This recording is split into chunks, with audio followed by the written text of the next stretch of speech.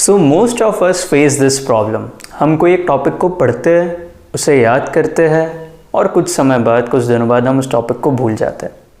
No matter हमने उस topic को चाहे कितना अच्छे से क्यों ना पढ़ा हो, but in a matter of days it just vaporises from our brain.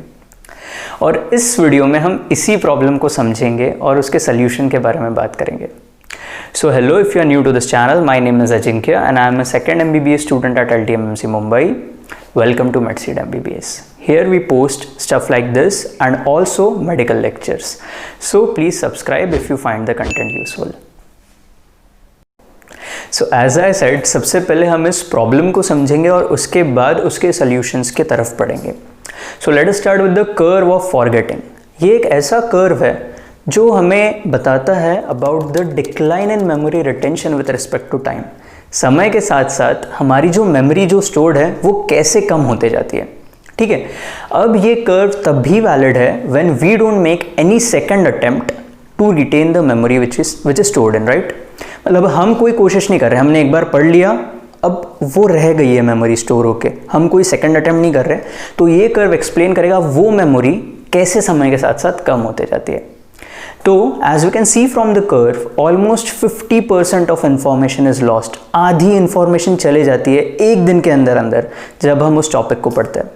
And within a week almost 90% of information is lost from our brain, अगर हम उस टॉपिक को दोबारा नहीं पढ़ते तो based upon this curve now I will tell you 3 important methods which will really help you in boosting your memory.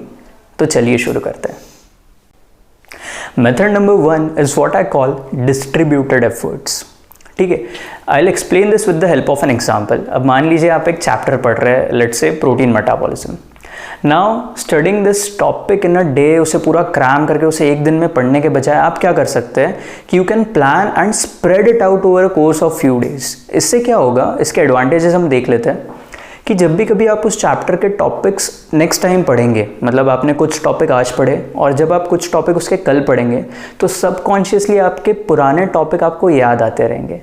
इससे आपकी मेमोरी बूस्ट होते रहेगी धीरे धीरे, और आप जो न्यू लर्निंग्स कर रहे हैं, नए नए टॉपिक जो आप पढ़ते जा रहे हैं, तो आपको उसका एक रीजनिंग आपके पुराने टॉपिक से भी मिलते जाएगा। तो इससे एसोसिएशन और स्ट्रांग बनेंगे और आपकी मेमोरी अच्छे से बूस्ट होगी। लेकिन आपको ध्यान ये रखना है कि ये मेथड को फॉलो करने के बाद आप इस टॉपिक को, जो भी चैप्टर आपने पढ़ा, उसे आप फ्रीक्वेंटली रिवाइज करें। और रिविजन के लिए आप ज़्यादा टाइम ना लें, 15-15 मिनट्स के लिए आप रिवाइज करें उस पूरे चैप्टर को एक साथ। तो उससे देखना आपकी मेमोरी जो है वो बहुत अच्छे से बूस्ट हो जाएगी। Method number 2, use previous learning. Another great way to boost your memory and to become a good learner is by use of what I call relational learning. Relational learning का मतलब ये है कि आप रिलेशन एस्टैब्लिश कीजिए। आपकी जो previous knowledge है, आपने जो भी इससे पहले पढ़ा और जो भी आप नया टॉपिक पढ़ रहे हैं, तो उनके बीच में एसोसिएशन फॉर्म कीजिए। जैसे कई बार नहीं होता, हम कोई न्यू इन्फॉर्मेशन को कोई प्लेस से या कोई दूसरी चीज़ के साथ एसोसिएट करते हैं तो हमें जल्दी से याद आ जाता है। वैसे ही अगर आप उस नई इन्फॉर्मेशन को आपके प्रीवियस नॉलेज के साथ लिंक करेंगे ना, तो उस मेमोरी का जो एक्सेसिबिलिटी है वो काफ़ी बढ़ जाता है। जैसे to be readily accessible a memory needs to have multiple relevant cues. सिर्फ एक तरीका नहीं होना चाहिए एक मेमोरी को एक्सेस करने के लिए, आपके पास कई सारे रास्ते होने चाहिए उस इन्फॉर्मेशन तक पहुंचने के लिए। और अगर आपके पास कई सारे रास्ते हैं, उनमें से सबसे इंपॉर्टेंट रास्ता ये है कि आप जो आपकी प्रीवियस लर्निंग है, जैसे आप ऑलरेडी बहुत अच्छे से समझते हैं, उससे अगर आप न्यू लर्निंग के साथ अगर जोड़ दें तो इससे अच्छा मेमोरी रिट्रीवल का तरीका कोई और नहीं है। Method number 3, elaborative rehearsal and testing. इस मेथड का सबसे इंपॉर्टेंट कंपोनेंट है active recall framework. Now it is such a deep topic कि हम इस पर एक सेपरेटली पूरा वीडियो कवर करेंगे, लेकिन इस मेथड में I will tell you in short. तो एक्टिव रिकॉल का मतलब है एक्सेसिंग मेमोरी इनडायरेक्टली। आपको डायरेक्टली वो टेक्स्ट को नहीं पढ़ना है। जैसे मान लीजिए आपने एक टॉपिक को टेक्स्ट बुक से पढ़ा, उसे अच्छे से समझ लिया।